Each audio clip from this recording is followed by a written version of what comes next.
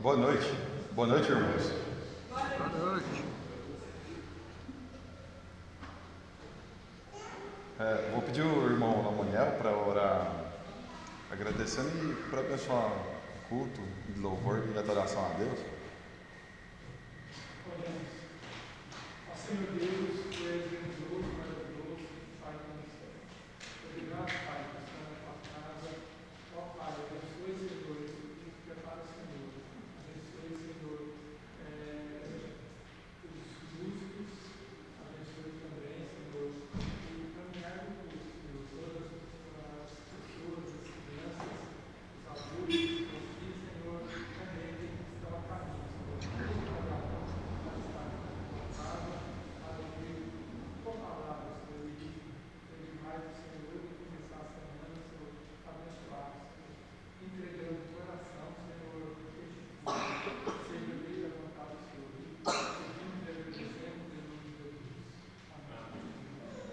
Amém. Como de praxe, vou pedir os irmãos para cantar, para a gente iniciar o primeiro hino, né? Ele é exaltado, para a gente cantar ele em pé. Em pé o nosso pulmão fica livre, né? Para cantar forte.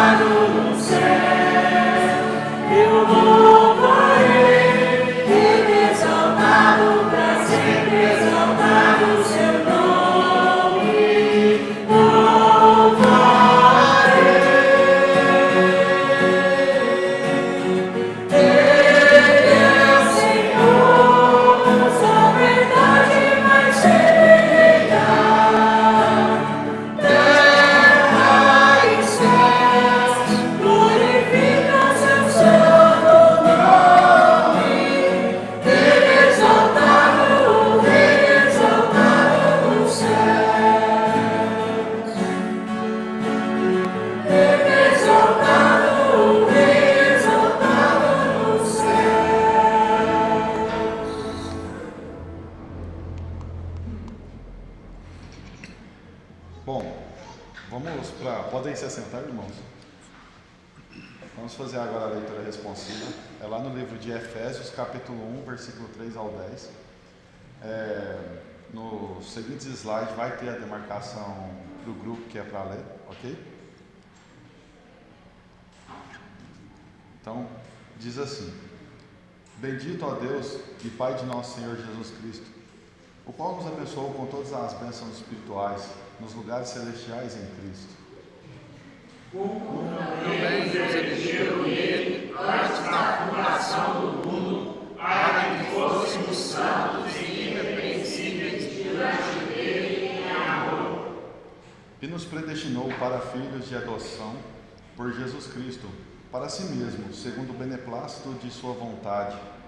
Para o louvor da glória de sua graça, pela qual nos fez agradáveis assim amado.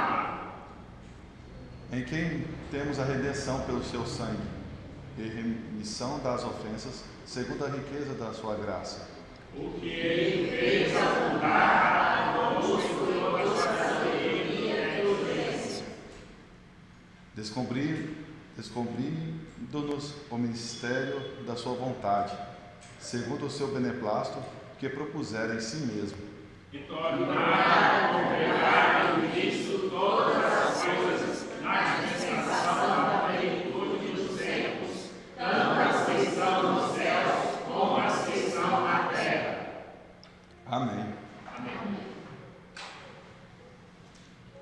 Seguindo adiante, vamos cantar o hino do mês, Andai no Espírito.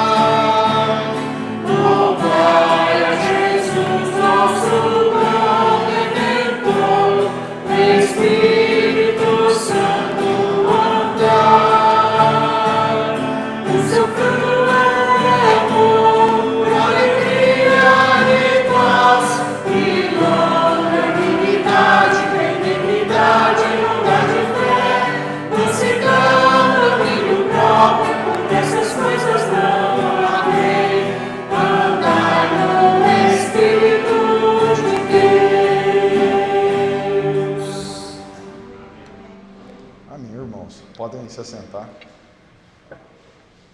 Olha, esse hino é um hino difícil, mas hoje a igreja... Hoje não, né?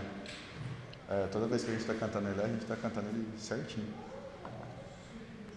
Para quem dizia que a nossa igreja não conseguia aprender novos hinos, né? Acho que queimou a língua. Aprendi sim.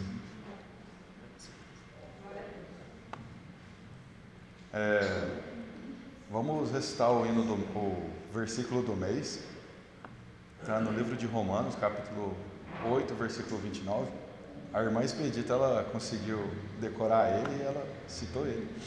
Algum irmão, essa noite, arrisca a querer falar ele de cor? Ainda dá tempo de nós treinar mais um pouco, né? Bom, então vamos todo mundo ler. Primeiro referência, o texto e finaliza com a referência, ok? 1, 2, 3. Romanos 8, 29. Porque antes também os predestinou para serem conforme a imagem de seu Filho, a fim de que ele seja o primogênito entre muitos irmãos. Romanos 8, 29. Beleza. Seguindo o próximo cântico, Ao Pé da Cruz, 289 do cantor cristão.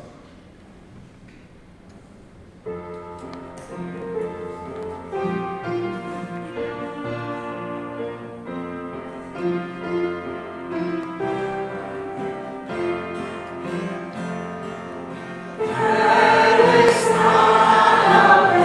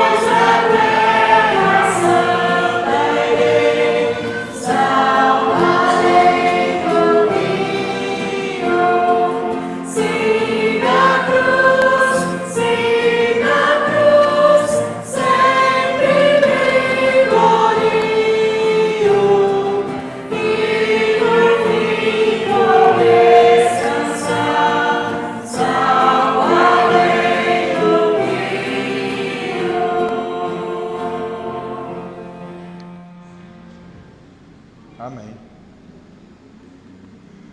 Sejam bem-vindos, irmãos. Temos algum visitante? Opa, seja bem-vindo. Qual que é seu nome? Lucas.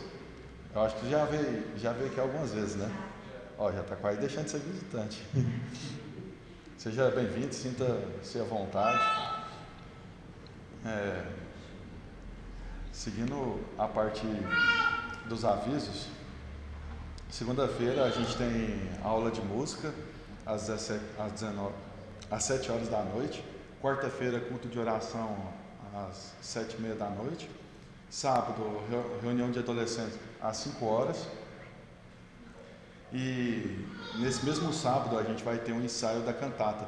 Tanto os jovens quanto os adultos que queiram participar. Vai ser às 19 horas, ok? A respeito dos dias que vai acontecer as cantatas, vai ser no dia 15, vai ter a cantata das crianças. E no dia 22 vai ter a cantata dos jovens e adultos. Tá? As duas programações vão acontecer às 7h30 aqui na igreja. A gente vai ter também o último Confra Jovens do mês, lá na Igreja Batista Fundamental de Catalão, dia 30, 8 horas.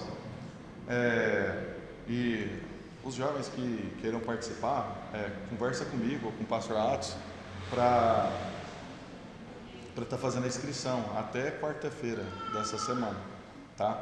O valor, por causa do almoço, os lanches, é R$40, tá?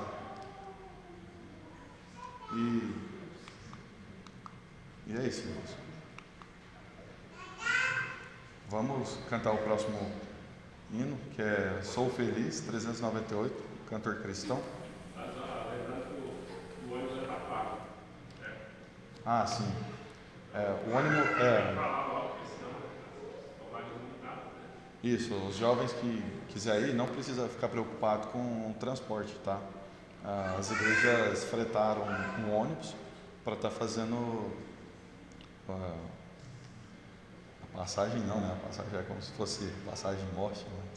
Para fazer o transporte, para os irmãos daqui de Uberlândia para Catalão, tá?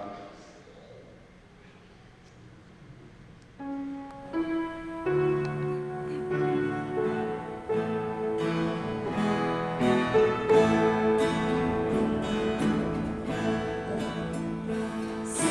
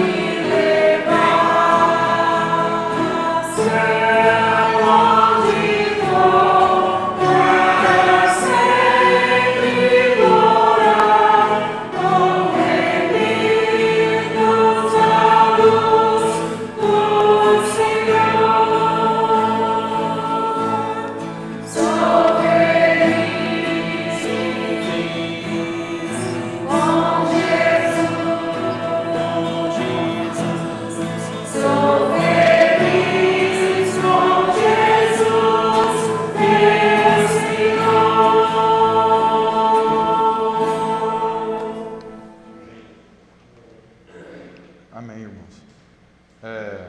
Momento de dízimo e oferta. O versículo sobre está no livro de Mateus, capítulo 6, versículo 33. Mas buscai primeiro o reino de Deus e a sua justiça, e todas essas coisas vos serão acrescentadas. Como sempre, segue o gasofilaço, aqueles que queiram ofertar, e tem também o QR Code no mural para quem queira também estar ofertando. Enquanto isso, irmãos, vamos estar cantando um hino conhecido também, forte. Vou pedir aos irmãos para se colocarem de pé, para estarmos cantando Castelo Forte.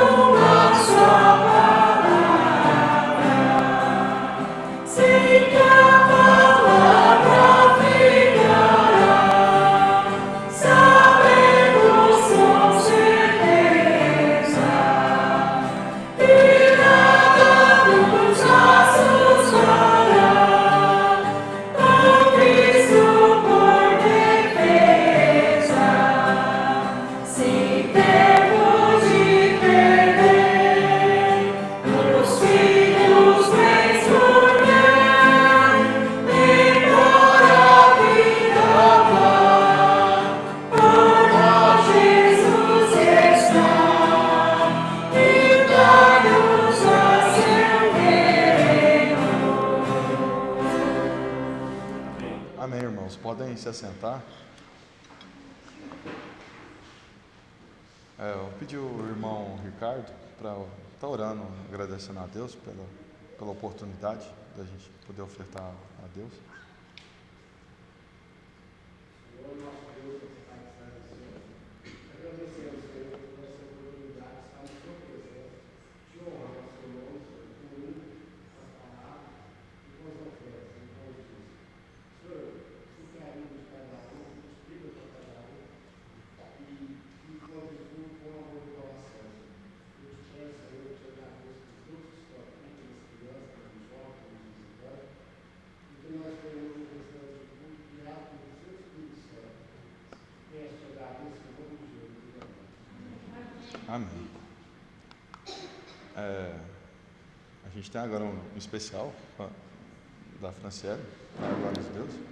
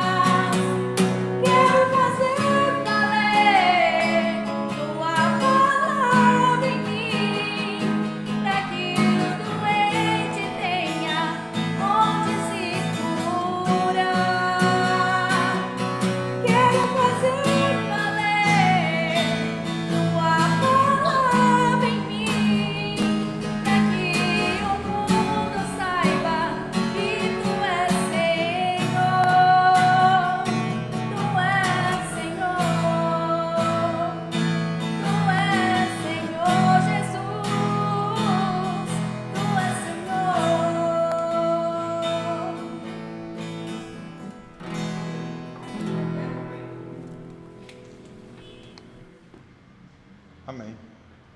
Eu entrego a palavra agora do pastor Jamil.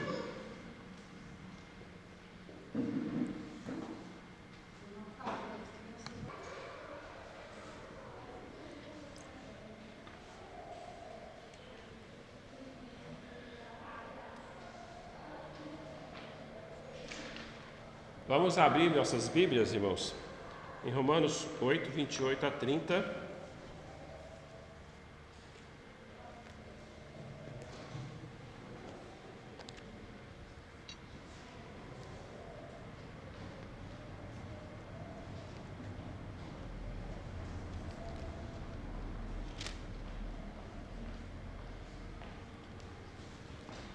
Obrigado.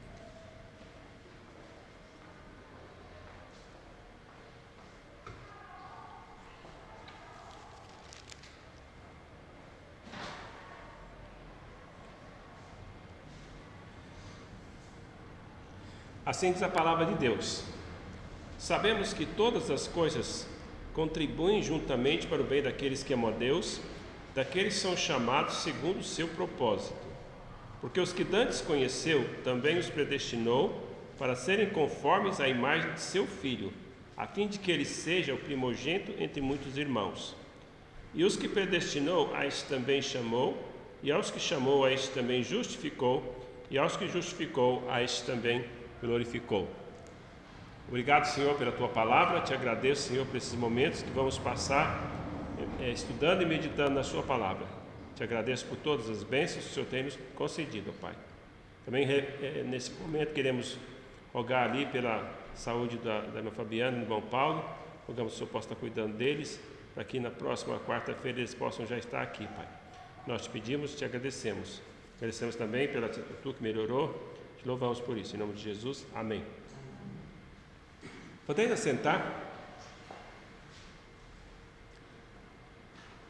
Irmãos, o versículo 28, ele é uma promessa, que ele diz o seguinte: sabemos que todas as coisas cooperam para o bem daqueles que amam a Deus. Mas também, ao mesmo tempo, ele é uma certeza. Ele está dizendo, eu sei que todas as coisas cooperam para o bem daqueles que amam a Deus. Mas também ela tem essa certeza, ela tem uma limitação. Nós vimos que ela é para aqueles que amam a Deus. Então não é para todos, é só para os que amam a Deus. E nós vimos que quem ama a Deus, primeiramente, é aquele pessoa convertida.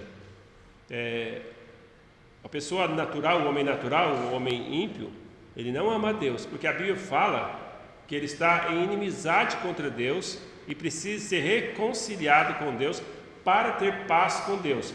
E para ele ter paz com Deus, ele precisa ser justificado. Então, justificado, temos paz com Deus. E a justificação, ela vai acontecer, conforme fala aqui, tem os passos aqui onde ela vai acontecer. Tá certo? Muito bem. Então, ainda tem uma outra coisa que nós queremos ver sobre o propósito final desta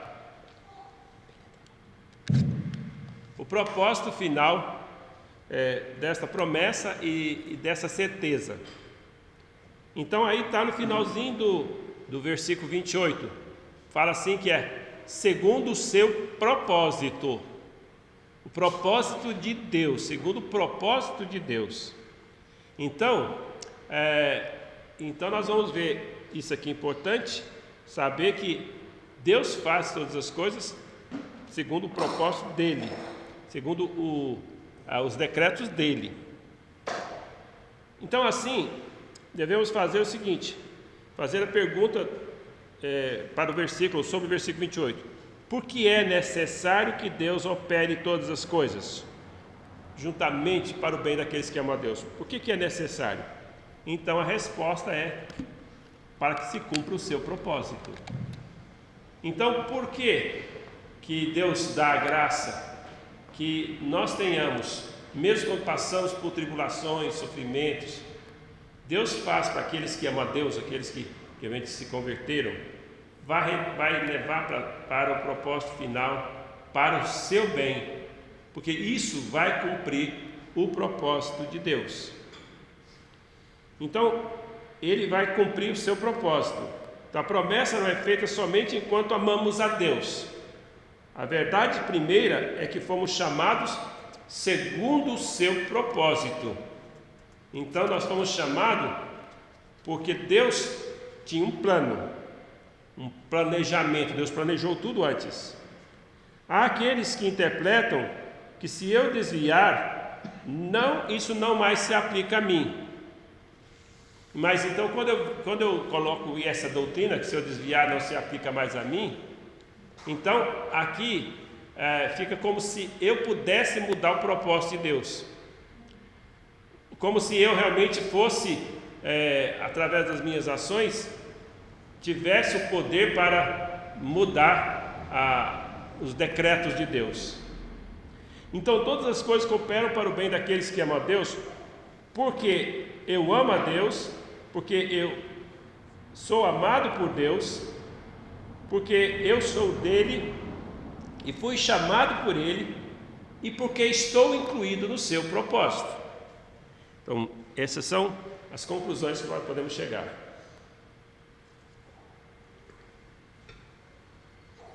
E aí, irmãos, quando nós chegamos então no versículo 29 e 30, nós vamos ver que nós chegamos em várias doutrinas que é citada aqui, e depois ela é desenvolvida no capítulo 9. Ele vai falar um pouco capítulo 9, 10 e 11. Então ela é desenvolvida ali naqueles capítulos. Então Deus vai usar 3 capítulos para estar falando sobre esse assunto.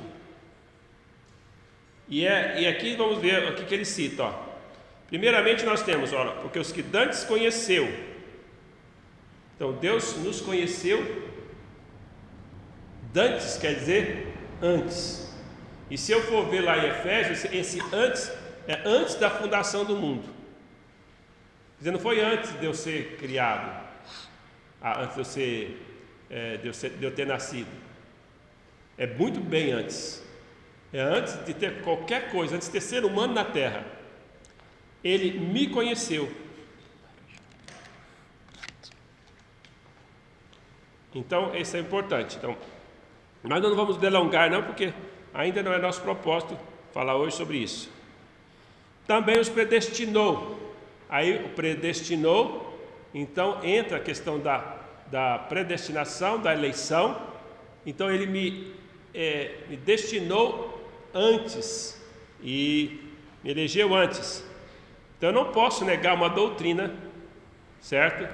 Que está nas Escrituras. Então você tem que abrir a mente para confiar no que as Escrituras dizem. Mas por que ele me predestinou? Ele me predestinou para ser conforme a imagem do seu Filho. Então ele tem um propósito, aqui já está falando, quer que eu seja conforme a imagem do seu Filho.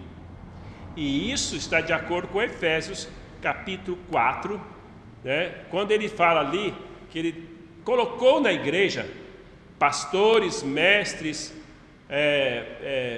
evangelistas e outros dons que ele deu de liderança para a igreja, para que estas pessoas pudessem treinar,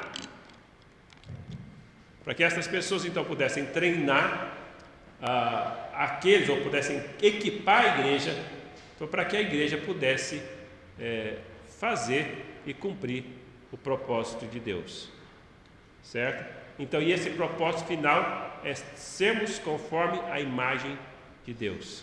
Então aqui ele já nos dá.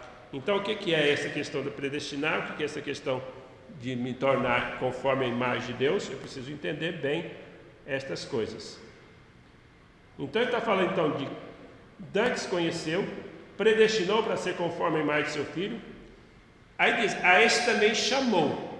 A chamada, nós vimos semana passada, que a chamada ela tem 2 sentidos, a chamada geral e a chamada eficaz. Porque quando se prega o evangelho, você prega para todo mundo, mas somente alguns vão dar ouvidos. É a chamada eficaz. E somente a esses que ele chama, a esses ele justifica. Então a justificação está aqui nessa ordem. E a esses que estão justificados, e somente esses vão ser glorificados. A glorificação, nós já falamos um pouco sobre ela, que é o propósito derradeiro final lá da salvação. Na verdade, quando completa a minha salvação. Ou seja, a nossa salvação vai ser completada quando meu corpo estiver glorificado, minha alma e meu espírito. Certo? Nós já mencionamos sobre isso. Então aqui nós deparamos então com essa doutrina. Tudo isso está falando aqui, lembrando que todas essas coisas ele está falando porque ele quer falar da doutrina da perseverança final dos santos. Ele quer falar que todos os crentes perseveram, eles não perdem a salvação. E esse é o propósito dele do capítulo 1 até o final. Capítulo 1 ele já começa dizendo, deixa aqui, capítulo 1 não, no capítulo 1, irmãos, versículo 1. Portanto, agora já nenhuma condenação há para os que estão em Cristo Jesus. Então ele já começa afirmando que não há mais condenação para os que estão em Cristo Jesus. E aí, depois desses versículos que nós estamos aqui estudando, ele vai desenvolver melhor também esse assunto da perseverança, vai dar continuidade a ele, mostrando que diremos, pois, a estas coisas? Se Deus é por nós, quem será contra nós? Aquele que nem mesmo poupou o seu filho, antes por todos nós o entregou. E ele vai continuando falando sobre essa questão, que é a impossibilidade de nós nos perdermos, a impossibilidade de nós perdermos a nossa salvação, porque nós vamos perseverar. Não há como nós perdermos a nossa salvação. E ele argumenta aqui sobre isso até o final do versículo, até o final do capítulo, versículo 39. Então ele fala assim: nem altura, nem profundidade, nem outra criatura qualquer poderá nos separar do amor de Deus que está em Cristo Jesus, nosso Senhor. Quer dizer, nada vai poder nos separar do amor de Deus. Então, veja que então o tema de Romanos capítulo 8 é a perseverança, especialmente no versículo 17 em diante. Mas o tema geral é a perseverança, é a certeza da salvação. Esse é o tema. Muitos colocam o tema geral como santificação. Santificação está aqui. Santificação ela é algo que vai estar acompanhando todos os crentes. Mas esse não é o tema de Romanos capítulo 8. Muito bem, então nós temos aqui, irmãos, essa ideia, essa doutrina da perseverança, e ela foi resgatada, irmãos, pelos reformadores, lá por Martinho Lutero e outros reformadores. Ela foi resgatada ali, porque antes ela tinha se perdido, ela era crida antes, no tempo dos apóstolos. Os primeiros patriarcas, os primeiros pais da igreja criam nessa doutrina. Mas aí depois, quando o imperador Constantino se converte ao Senhor, entre aspas, ele se converte ao Senhor, a igreja e o Estado passa a ser um só, tá? Ou seja, passa a ser um só porque a igreja interferia no Estado, o Estado na igreja, e assim por diante. Então, uma das coisas que o imperador fez foi que todos os soldados deveriam ser católicos, ou deveriam ser crentes, deveriam ir para a igreja. Deveriam ir para a igreja. Certo? Católico significa universal, certo? Então, deveriam pertencer a essa igreja universal, certo? Então, eu creio na igreja universal, mas quando eu falo creio na igreja universal, não é que eu creio na igreja católica, e também nem é na universal do reino de Deus, porque a igreja universal, que a Bíblia ensina, é a igreja composta de todos os crentes, de todas as denominações, todos os salvos de todas as denominações, independente da bandeira da igreja. Se a pessoa é salva, então ela pertence a essa igreja universal, certo? Que está essa igreja, podemos dizer, a igreja invisível. Ela é invisível porque ela não tem como se reunir aqui, certo? Mas ela está espalhada pela face da terra em igrejas locais, certo? Muito bem. Então, essa doutrina, então, ela se tornou algo mais tarde não defendida mais para aquela primeira igreja, que se tornou a igreja católica. E ela se perdeu ao longo dos anos e só foi resgatada na Reforma. Quando eu digo que só foi resgatada na Reforma, havia grupos ainda pequenos, certo?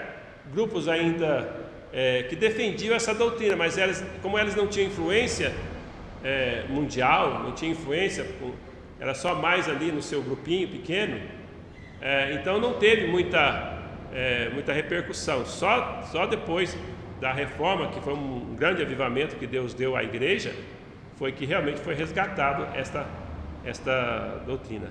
Os valdenses acreditavam nessa doutrina, que é que é antes da reforma. E tinha outros grupos também, mas não eram grupos grandes, certo?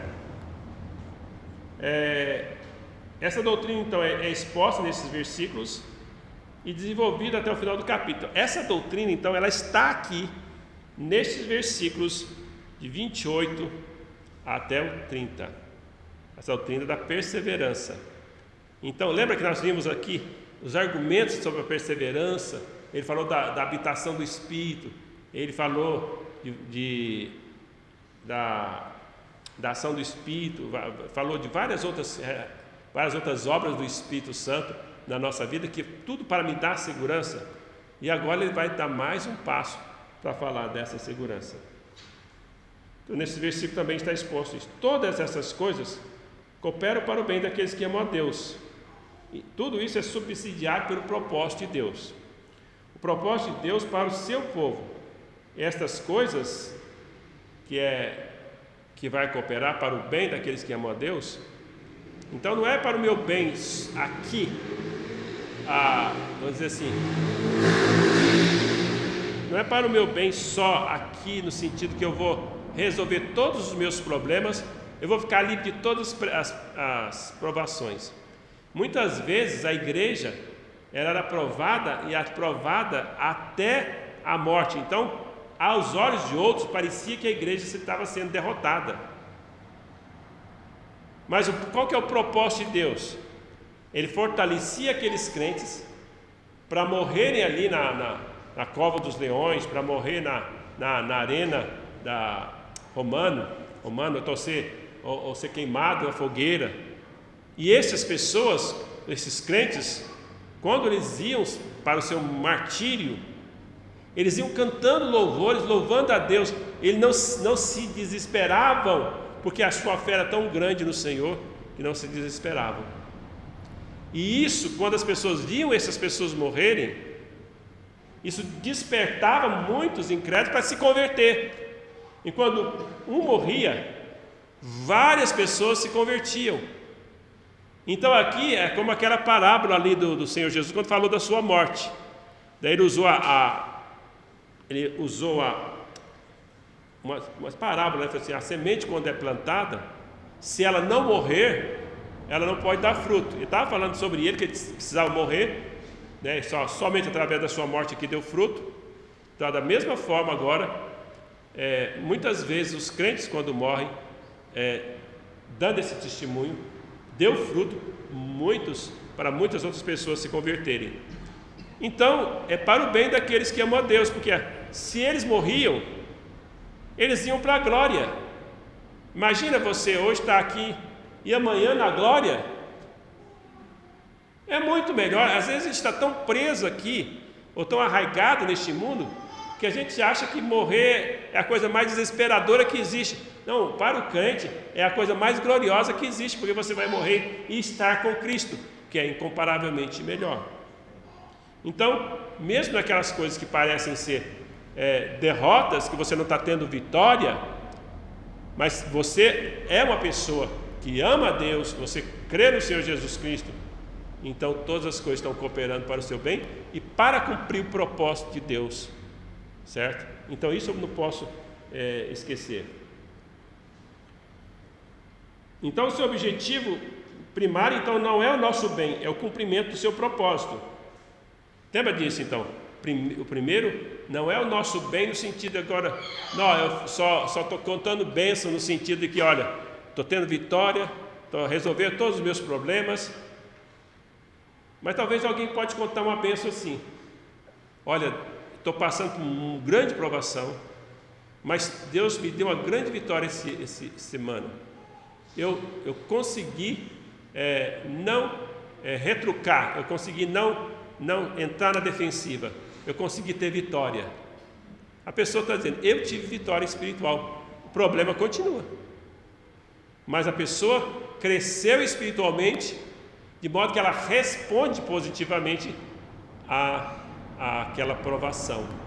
E Deus tem um propósito de te ensinar como cristão, como crente. Ele quer estar te preparando para você estar lá na glória. Então pense bem nisso. Então aqui Paulo usou, então, falando aqui em termos de método de interpretação, Paulo usou o método da indução. Falamos muitas vezes da dedução, mas o método da indução é que ele partiu de algo pequeno para chegar no propósito maior. Então o propósito maior é a proposta de Deus, a vontade de Deus, a glória de Deus. Mas ele partiu, falando de tribulações e tal, até chegar no propósito maior. A dedução, ele usa mais, isso, né? Porque ele quer provar uma coisa maior, seria quando ele parte de uma premissa maior para chegar, e aí ele vai provando através das coisas menores, fazendo deduções, provando com coisas menores ou exemplos menores que as Escrituras fazem. Ele faz muito também isso. Mas nesse ponto aqui ele usa a indução. Todas as coisas, boas ou ruins, cooperam para o bem daqueles que amam a Deus. O nosso bem sempre foi e agora é e sempre será. Então essa é a premissa maior. O propósito de Deus está sendo cumprido. Essa é a grande premissa. Então, a premissa menor seria todas as coisas boas ou ruins que está acontecendo comigo, vai cooperar para o nosso bem, agora e para sempre. Porque Deus tem um propósito maior. O propósito de Deus é a base suprema da segurança. No versículo 29 e 30 de Romanos 8, ele vai desenvolver esse espaço que eu já citei. Espaço, Deus dantes conheceu, predestinou para ser conforme a imagem de seu Filho, aí se chamou, aí se justificou, aí se glorificou. São 5 passos. Todos eles são realização de Deus. Então, olha, quem conheceu de antemão? Deus. Quem predestinou para sermos conforme a imagem dele, de Jesus? Deus. Quem nos chamou? Deus. Quem nos justificou? Deus. Quem nos glorificou? Quem vai nos glorificar? Deus. Tudo é obra de Deus. Então aqui, nós estamos, isso aí para interpretar, nós estamos olhando a perspectiva de Deus. Certo? Nós estamos olhando a perspectiva de Deus, a salvação da perspectiva de Deus. Então eu não posso estar misturando, mas qual que é o papel do homem aqui? Aí eu vou negar uma doutrina que é de Deus por causa da perspectiva do homem. Então tome cuidado. Então essa é importante. Isso tudo é um desenvolvimento da frase do versículo 28, segundo o seu propósito. Ele está querendo desenvolver. Então cabe a nós analisarmos essas grandes doutrinas. Então qual que é a magnitude da nossa empreitada? Irmãos, então eu vou falar um pouquinho sobre qual o nosso propósito de estar estudando sobre isso, porque está aqui, em primeiro lugar está aqui. Como a gente está fazendo um estudo expositivo das Escrituras, então a gente está indo passo a passo. Tá? Tem pessoas, por exemplo, que têm dificuldade em determinadas coisas, determinados assuntos, a pessoa às vezes evita determinados assuntos que ele não sabe, que ele tem dúvida, que ele não sabe explicar tudo. O bom do estudo expositivo, que vai versículo por versículo, capítulo por capítulo, livro, até terminar o livro, é que a pessoa não pode pular. Porque às vezes se ele pula, ele realmente, primeiro porque se ele pulou, porque ele não interpretou corretamente, ele não chegou à compreensão daquilo. Porque se ele está compreendendo corretamente, quando chegar naquele ponto, ele vai ver que tem toda a lógica, tudo certo, ele consegue entender a mente de Deus, porque Deus está revelando na sua sequência. O livro tem a sua sequência. Então devemos abordar esse assunto com muita reverência.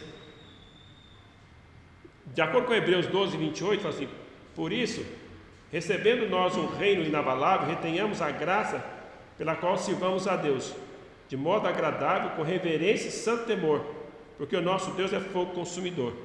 Então nós vamos adentrar nesses assuntos, sabendo que eu estou adentrando em terra santa, em terreno santo. e que eu vou então me adentrar nesses assuntos com reverência e santo temor. Isso é muito importante. Eu tenho que saber que eu estou tratando com a mente e a vontade de um Deus todo-poderoso, de um Deus infinito, certo? De um Deus que é infinito em poder, infinito em sabedoria, infinito em magnitude, infinito em fidelidade, infinito em amor. Quer dizer, é um Deus infinito em tudo. Então, provavelmente nós não vamos conseguir responder todas as afirmativas ou todas as dúvidas que possam surgir, especialmente quando nós olhamos para o outro lado da responsabilidade humana, certo? E isso, às vezes, nós não podemos compreender tudo, mas eu não posso chegar e negar uma doutrina só porque eu não compreendi. Então nós estamos tendo a ousadia, e esperamos que seja uma ousadia santa, em aventurarmos para conhecer a mente e o propósito de Deus. E a atitude que nós devemos ter é aquela que Deus falou que Moisés deveria ter quando ele estava ali olhando aquela sarça ardente que se queimava e não se consumia. Êxodo 3, 1 a 5. Acrescentava Moisés o rebanho de Jetro, seu sogro, sacerdote midian, e levando o rebanho para o lado ocidental do deserto, chegou ao monte de Deus, Horebe. Apareceu-lhe o anjo do Senhor numa chama de fogo, no meio de uma sarça. Moisés olhou e eis que a sarça ardia no fogo e a sarça não se consumia. Então disse consigo mesmo: irei para lá e verei essa grande maravilha, porque essa sarça não se queima. Vendo o Senhor que ele se voltava para ver, Deus do meio da sarça chamou e disse: Moisés, Moisés. Ele respondeu: eis-me aqui. Deus continuou: não chegues para cá, tira as sandálias dos pés, porque o lugar em que estás é terra santa. E aqui então, irmãos, estamos pisando em terreno santo também. Você tem empreitada de querer conhecer a mente de Deus, você tem que ir com muito temor, muita reverência, mas se Deus colocou nas Escrituras, Ele quer que eu o conheça nesses pontos, então eu preciso entender, lembrando de todas aquelas coisas, dentro do contexto, para que eu não me perca. Então é uma doutrina para os crentes, então não é uma doutrina para... Ela é repulsiva, ela é odiosa para a mente natural. Por isso, não use ela na evangelização. Nunca discuta uma doutrina, ou essa doutrina ou qualquer outra, com o incrédulo. Porque às vezes os incrédulos têm um certo conhecimento desse assunto, um certo conhecimento de escatologia. No momento que você se coloca para discutir escatologia, discutir outra coisa com a pessoa que ainda é natural, que não se converteu, você vai se colocar na defensiva, você vai se colocar na defensiva como se você tivesse que defender aquela doutrina. Você não tem que defender aquela doutrina para aquela pessoa, porque aquela pessoa ainda está com a mente cauterizada, ainda está com a mente carnal, ainda é um homem natural. Ele não pode entender. Lembra, está escrito lá em 1 Coríntios, né? O homem natural não aceita as coisas do Espírito, ele não entende e nem pode entendê-las, porque elas se discernem espiritualmente. E lá no final fala assim: mas nós temos a mente de Deus. Então nós podemos já, com essa ousadia, tentar entender a mente de Deus, naquilo que Deus revelou. E eu vou entender somente naquilo que Deus revelou. Então não discuta, você tem que simplesmente, quando ele entra nesses assuntos, você pode dizer: olha, esse assunto não é para ser discutido com você, mas eu vou te falar uma coisa mais importante. Se você está falando de predestinação, Deus, a predestinação não é essencial para você ser salvo. Você crê na predestinação, mas crer em Jesus Cristo é essencial para a sua salvação. Então eu quero falar de Jesus Cristo. E fale de Jesus Cristo.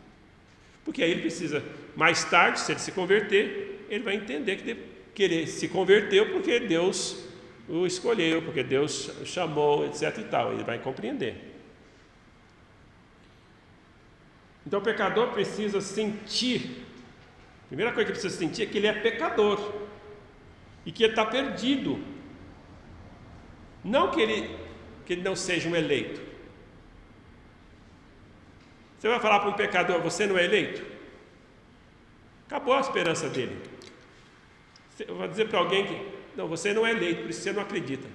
Não, ninguém pode falar isso para um pecador, porque graças a Deus, Deus não deu essa inteligência, ou esse conhecimento para nós.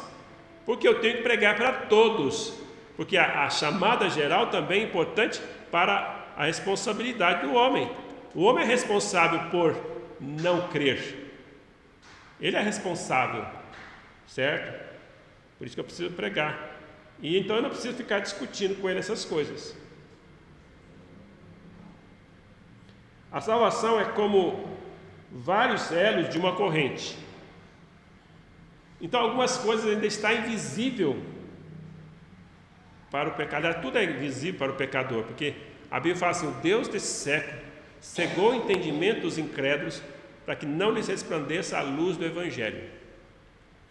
Mas aí quando o Espírito Santo vai fazendo a obra, ele vai começando a enxergar. Mas a primeira coisa que ele vai enxergar, que ele precisa enxergar, não é que se ele é eleito ou não eleito. Ele precisa enxergar, primeira coisa, ele tem que enxergar que ele está perdido, que ele é um pecador e que a vida dele, do jeito que está afrontando a Deus. Que a vida dele, do jeito que ele está desafiando Deus. E ele está desafiando um Deus, que nós falamos aqui, ele é fogo consumidor. Ele está desafiando a Deus, o Deus todo-poderoso, que está oferecendo a salvação. E se o pecador rejeita, ele está rejeitando o único meio de ser salvo. Não é uma opção para você vir para a nossa igreja ou ir para aquela igreja. É a sua salvação eterna. É onde que você vai passar a eternidade. É isso que é a coisa mais importante. Então a primeira coisa que o pecador tem que entender, que ele é pecador. Segundo lugar, ele tem que se arrepender do seu pecado. E o Espírito Santo vai convencer do pecado. A lei tem esse papel de fazer isso, de mostrar para ele que ele está condenado. Você, além de ser pecador, você está condenado. O salário do pecado é a morte. Você tem que saber também que você, pessoalmente, você não pode fazer nada para a sua salvação. Porque pela graça sois salvos, mediante a fé. Isso não vem de vós, é dom de Deus, não de obras, para que ninguém se glorie. Qualquer coisa que você pretenda fazer para a sua salvação, não é pelas obras. Qualquer coisa que você pretenda fazer, você não pode. É impossível. Então o pecador, ele precisa primeiro enxergar que ele é pecador. E quando ele realmente assume que é um pecador, reconhece, então Deus vai trazer para ele o arrependimento. Lembra do publicano lá na oração? O fariseu achava que era justo. Obrigado, porque eu não sou como esse publicano. Eu faço isso, faço aquilo. Mas olha, a confiança dele não estava em Deus, não estava em Jesus Cristo. Estava naquilo que ele fazia. Mas o publicano chegou diante de Deus, sabendo que não merecia estar diante de Deus, e pediu: ser propício para comigo, pecador.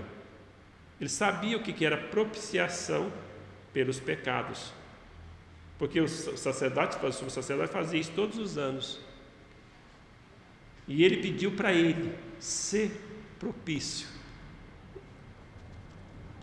a mim, pecador. Reconheceu que era pecador, então ele reconheceu aqui que ele necessitava de uma propiciação, ele precisava de um pagamento pelo seu pecado. Ele precisava de um sangue derramado. E nós sabemos que esse sangue derramado é o sangue do nosso Senhor Jesus Cristo, que foi derramado na cruz do Calvário. Então ele começa a enxergar alguns elos dessa corrente. Que ele é pecador, que Jesus Cristo morreu, pagou pelos seus pecados, reconhecer quem é Jesus, algumas coisas básicas ele vai entender. Então aí Deus vai dar a ele a graça, pela graça de crer nele, confiar nele como o único e todo suficiente Salvador. Ele vai confiar no Senhor Jesus Cristo. Ele vai saber que o sangue de Jesus Cristo foi derramado e que ele crê que foi por ele. E aí eles então se convertem ao Senhor. Nesse momento, aqueles elos da corrente da eleição, predestinação e mesmo de ser chamado eficaz, ele não entende nada disso. E nesse momento ele não precisa, mas nesse momento ele é salvo. No momento que ele entregou sua vida para o Senhor Jesus Cristo como Salvador, ele é salvo. Aí sim, depois que ele é salvo, ele começa o processo de santificação, começa a entender as coisas. Ele vai entender agora, com a mente de Deus, ele vai poder entender o que Deus fez. Lembra que aqui as 5 coisas ali, é tudo Deus que fez? Porque agora ele estava compreendendo algumas coisas que Deus fez. Ele entendeu que Cristo, entendeu o que ele fez, primeiro, que ele é pecador. Ele entendeu depois o que Deus fez, que deu o seu filho, e que ele tinha que fazer é crer, confiar, que Deus já fez tudo que era necessário para a sua salvação. Então, quando ele confia em Jesus Cristo como seu Salvador, a Bíblia fala que ele é salvo. Certo? E aí começa então a sua jornada na vida cristã. E lembre-se, isso não é um consentimento intelectual somente, é um arrependimento verdadeiro. Ele sente o peso do pecado. Não é que ele entenda, eu concordo com essa doutrina, eu sei que eu sou pecador, eu sei que Jesus Cristo morreu por mim, então eu preciso confiar nele, eu acredito nisso. Você crê nessa doutrina? Acredito. Você, até o ponto que você acredita só que isso é verdade, que a doutrina é verdadeira, mas se você não sentiu o peso do seu pecado, se você não sentiu que realmente você está desonrando a Deus, se você não sentiu que o pecado é uma afronta a Deus e que você realmente está perdido, que vai para o inferno, se você não sentiu o peso disso e que realmente clamou por salvação, isso é o Espírito Santo falando com você só vai fazer isso, Deus, que nós vamos ver depois, que a pessoa só vai fazer isso porque Deus vai fazer uma obra no seu coração, pelo Espírito Santo. Então, aí ele vai fazer isso porque ele viu a obra e o arrependimento do seu coração. Tá vendo? Aqui parece contraditório quando eu falo uma coisa, depois quando eu falo que tudo é projeto de Deus e propósito de Deus. Mas não tem contradição. É porque eu tenho que olhar da perspectiva de Deus e da perspectiva do homem. O que o homem tem que fazer é exatamente isso: crer, confiar. E se ele não crer e não confiar, ele é responsável. Está subentendido que ele arrependeu-se dos seus pecados. Hoje o evangelismo às vezes não fala do arrependimento, mas olha, quando Pedro pregou a primeira pregação, o que devemos fazer? Arrependei-vos e cada um de vós seja batizado em nome de Jesus. Eles tinham que se arrepender e depois se identificar com o Senhor Jesus Cristo. Então é isso que a pessoa precisa entender.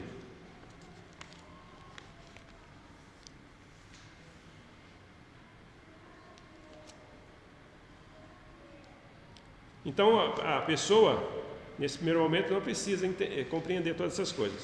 Ele precisa conhecer a Cristo, quem Ele é, por que Ele veio ao mundo, o que Ele fez, por que morreu e ele não permaneceu morto, ele ressuscitou. Essas coisas são o básico que ele precisa primeiro enxergar, certo? Ele como pecador, depois Deus. O que ele precisa conhecer de Deus? Que Deus enviou seu Filho, que conhecer Cristo, que Ele veio ao mundo, então Ele se tornou homem, Ele fez o que Ele fez por você, morreu por você na cruz, pagou pelos seus pecados e ressuscitou você. Então essas coisas são básicas que o pecador precisa acreditar. Depois, aí ele vai estudar, né? Ele já é salvo, tudo, então ele vai ter a mente de Cristo para poder estudar eleição, predestinação. Porque só assim ele não vai ficar negando.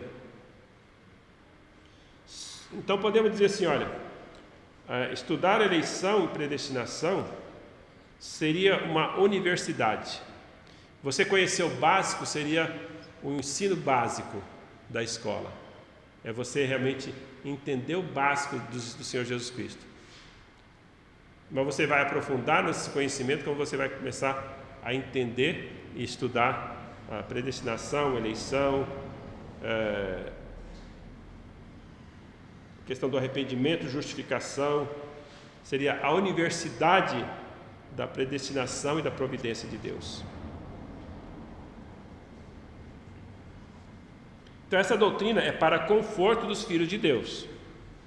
Os incrédulos precisam da Bíblia e do Espírito Santo para que seus olhos vejam as verdades de que precisa para a sua salvação. Diz assim, olha, o homem natural, 2 Coríntios 2,14, o homem natural não aceita as coisas do Espírito de Deus porque lhes são loucura. E ele não pode entendê-las, porque elas discernem espiritualmente. Porém, o homem espiritual julga todas as coisas, mas ele mesmo não é julgado por ninguém. Pois quem conheceu a mente do Senhor que o possa instruir? Daí ele fala, nós, porém, temos a mente de Cristo. Então, não é que nós vamos instruir, nós vamos aprender. Nós podemos aprender, porque Ele revelou. Mas eu não posso ultrapassar o que revelou. Então, chegue para estudar com sentimento de maravilha, de deslumbramento, de humildade, de fascínio. Seja humilhado e se enche de louvor e gratidão por fazer parte desse propósito final e eterno de Deus. Essa doutrina, ela incentiva a santificação e a santidade. A postura errada da compreensão dessa doutrina leva ao antinomismo. Todo mundo sabe, quem conhece essa palavra? Eu já citei essa palavra aqui algumas vezes. Antinomismo é você falar e não viver, você crer e não viver. A sua crença é impecável, a sua crença é beleza, você crê tudo isso, mas você não vive nada. Entende? Então, se a pessoa chega de uma postura errada, equivocada, para estudar essas coisas, ele vai, é uma postura equivocada, ele vai usar a sua lógica, e certamente vai ser uma lógica carnal, e ele vai começar a seguir a lógica. Bom, se Deus predestinou alguns para a salvação, então Ele predestinou outros para a perdição. Então Deus é injusto. Quem sou eu para tirar essa conclusão que Deus é injusto? A Bíblia fala que Ele predestinou para a perdição? A Bíblia fala que todos já estavam perdidos. Todos. E Ele predestinou alguns para a salvação. Ele tirou aqueles que Ele quis para ser salvos. Mas calma que isso aqui as pessoas podem até contra-argumentar, mas eu só estou citando aqui para vocês entenderem. Então, eu não posso então tirar conclusões e dizer certas coisas, certo? Tirar essas conclusões já falando assim. Então eu não posso falar, e nem mesmo uma atitude dessa, quando você fala assim, então Deus é injusto. Como? Será? Por outro lado, a pessoa que acredita nisso, na predestinação à eleição, ela pode também seguir uma lógica e dizer, bom, se eu já estou predestinado, se nada pode me acontecer, eu não vou perder minha salvação, estou salvo, então eu posso viver uma vida do jeito que eu quiser, porque então eu já estou salvo mesmo, não tem por que eu ficar me preocupado se eu estou pecando ou não. Está vendo outra lógica completamente terrível e antibíblica e herética, certo? Isso é um antinomismo. A pessoa diz, se eu estou salvo, então posso viver do jeito que eu quero. Paulo, ele lutou com isso, né? Olha, que diremos, pois? Havemos de pecar para que a graça de Deus seja mais abundante? De modo nenhum. Como haveremos de pecar nós que para ele morremos e ressuscitamos? Ali o argumento de Paulo está bem claro aqui. Eu não posso chegar a essa conclusão. Então eu não posso chegar numa lógica e começar já a achar uma coisa, porque você não está sendo dedicado ao estudo para compreender com a mente de Deus. Você tem que entender as coisas com a mente de Deus. Se você for tentar olhar para a mente humana, você vai começar a questionar algumas coisas equivocadamente e ter uma prática equivocada. Então, como falei, é a doutrina que leva a pessoa ao contrário de achar que pode viver do jeito que está, pelo contrário, ela vai começar a confiar mais no Senhor. 1 João fala assim, havendo entre 1 João 3,3, né? 1 João 3,3 fala para nós o seguinte: aquele que nele tem essa esperança, assim mesmo se purifica, assim como ele é puro. Ali que está falando da esperança do que o Senhor Jesus Cristo fez, da obra que é realizada por ele, né? E da manifestação do Senhor Jesus Cristo, que é a glorificação. Se você tem nessa esperança, aquele que tem nessa esperança é puro, assim como ele é puro. Então você vai buscar a santificação. Sede santos, porque eu sou santo. Então, se você crê num Deus santo, você confia nele, e você lembra que um dos argumentos é que você é filho de Deus. Se você é filho de Deus, você tem a natureza de Deus. Como é que você pode viver como um incrédulo? A pessoa vai ver você vai ver que aquela pessoa que se deixa levar por esse argumento é porque talvez nem crente seja. Acha que pode viver do jeito que quiser, afirmando que é salvo. Porquanto, havendo entre vós ciúmes e contendas, não é assim que sois carnais e andais segundo os homens? Então, a pessoa, no máximo, no mínimo que ela pode ser, é um carnal, certo? Ou vivendo ainda no poder da carne. Mas ela não pode ficar nisso a vida toda. Quanto mais seguro eu estiver de que vou para o céu e para a glória, mais interessado eu vou estar em me preparar para essa grande experiência que é estar com Cristo. Eu vou querer ser santo. Qual é a sua reação a essa doutrina? Um lema que se levanta,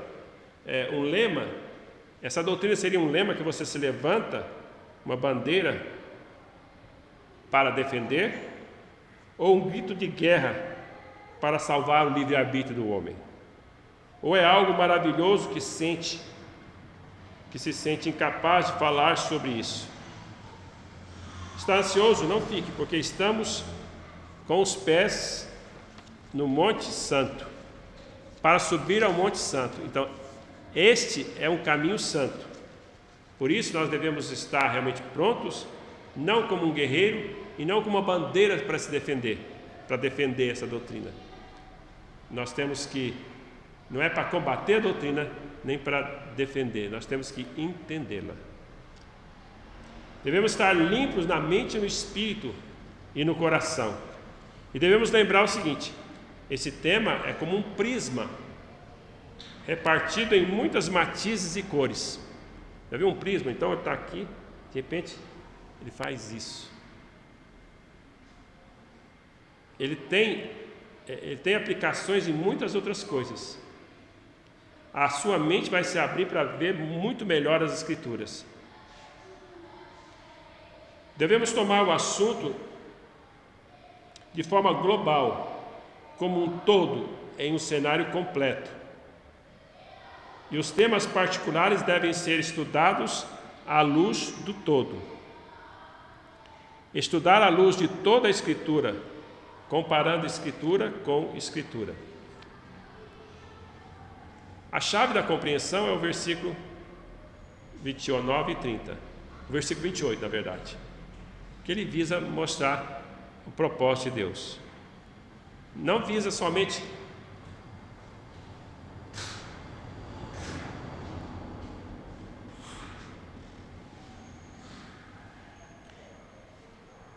Ele não visa somente o consolo nas tribulações, mas avançar mais um passo para assegurar a nossa salvação, se é certa e segura. Uma vez que estamos debaixo dos propósitos de Deus, nada pode estar contra nós. Se Deus é por nós, quem será contra nós? O propósito de Deus, então, é o ponto de partida, certo? Então eu preciso entender o seguinte: se eu estou pisando em terra santa, então eu não posso entender essa doutrina como um filósofo. Como é que um filósofo vai estudar a Bíblia? Ele começa a filosofar. Ele começa a dizer, mas isso eu não, se isso que é assim, então a coisa é assim. Então aí ele começa a tirar conclusões por ele mesmo, certo? Então não, deixe que a Bíblia fala. As Escrituras interpretam as Escrituras, tá? Você não pode pegar um texto das Escrituras e filosofar em cima delas, já tirando conclusões precipitadas, certo? Então não seja um racionalista. O pai do racionalismo é Descartes. E esse racionalismo você pega uma premissa, você olha, ele pegou uma premissa,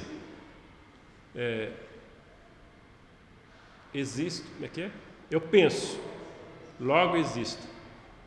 Eu penso, logo existo. Veja, ele pegou a premissa maior para ele como pensamento. E aqui ele tentou provar, fluindo no pensamento, que ele existia. O existencialista já é o contrário. O racionalista parte do pensamento, o existencialista parte da existência. Isso é tudo filosofia. E ela se contradiz, não chega a lugar nenhum. Elas se contradizem. Deixa eu ver o Dr. Schaeffer, Francis Schaeffer, ele dizia o seguinte: como a filosofia não pode chegar a conclusão nenhuma, então ela deu um passo no escuro. Aí ele fala que a filosofia inventou a questão do perspectiva. Tudo é verdade, depende da perspectiva que você olha. O existencialista está certo, o racionalista está certo, está todo mundo certo. Mas depende do jeito que você olha as coisas. Então, na verdade, todas as coisas então são relativas. Todas as verdades são relativas, ela vê apenas uma parte da verdade. Gente, isso não funciona. Filosofar dentro das Escrituras não funciona para você estudar as Escrituras. Você tem que comparar a Escritura com a Escritura. O nosso método de interpretação da Escritura é histórico, gramatical, textual. Não é histórico crítico. Certo? Porque se alguém pega o histórico crítico, você vai desmontar as Escrituras. O histórico crítico, ele sabe desmontar as coisas, mas ele não monta nada. E daí ele não coloca uma verdade. Fala assim, olha, isso aqui está errado, mas aqui está certo. Ele é mestre em desmontar. desmonta tudo com a lógica satânica mesmo, e de repente não monta nada. Aí o mundo vira um caos, né? Se esse povo entra no poder, vira um caos, certo? Então, o método histórico crítico só sabe criticar e desmontar as verdades já existentes. E aí usa a lógica deles, eles pegam os escritores que eles acreditam e eles não estão dispostos a pegar o contraditório. Então, se você pega só, eu vou fazer uma pesquisa, eu pego só aqueles escritores que concordam comigo, a minha premissa pode ser errada, mas se eu pego só todo mundo que concorda comigo, eu vou chegar a conclusões erradas. Então, se você vai entrar na universidade, tome cuidado, porque isso aí é o que acontece. Tá?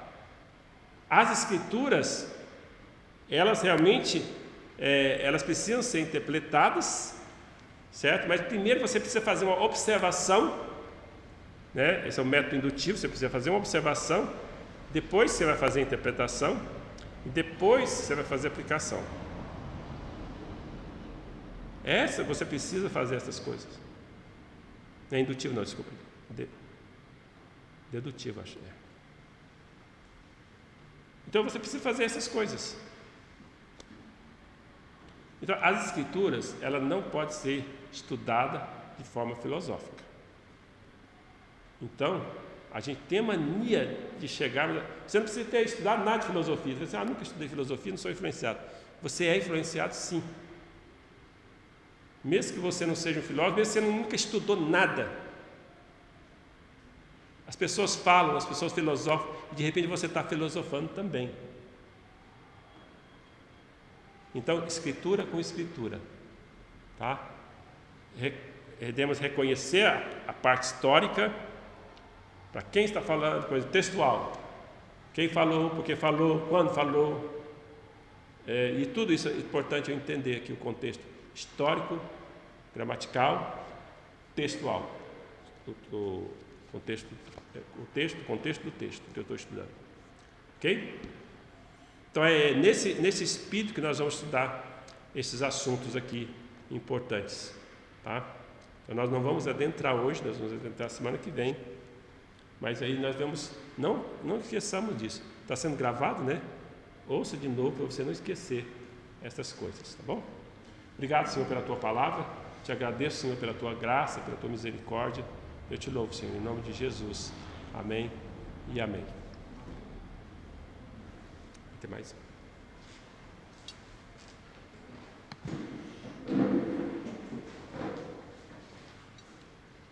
Amém, irmãos.